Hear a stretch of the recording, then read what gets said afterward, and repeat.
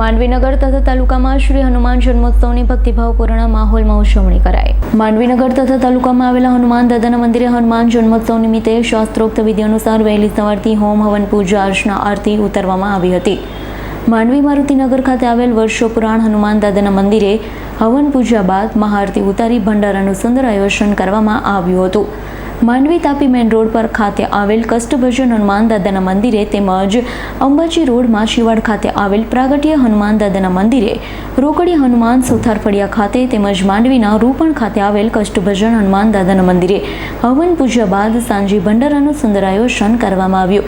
ખૂબ જ મોટી સંખ્યામાં ભક્તો ઉમટી પડ્યા, મહાપ્રસાદનો લાભ લઈ પાવન થયા। તમામ હનુમાન દાદાના મંદિરે આકર્ષક રોશનીથી શણગારવામાં આવતા ભક્તિમાં ખૂબ જ આકર્ષક લાગતા હતા।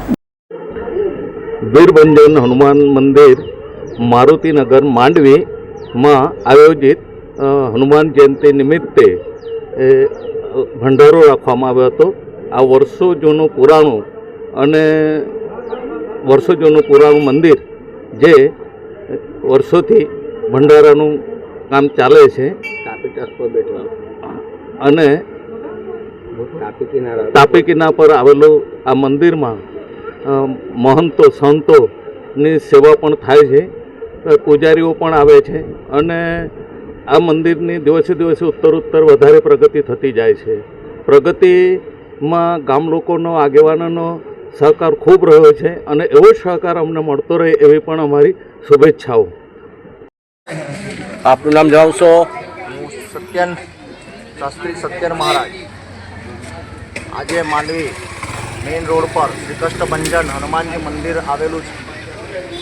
250 વર્ષ પુરાણું છે અને આ મંદિરનો જીર્ણોદ્ધાર થયા પછી આજે 10 વર્ષ પૂરા થયા છે અને 10 વર્ષથી અમે આ હનુમાનજીનો જન્મ ઉત્સવ ઉજવીએ છીએ અને અહીંયા હોમ હવન આદિ કરીએ છીએ અને પ્રસાદીનું પણ આયોજન કરીએ છીએ।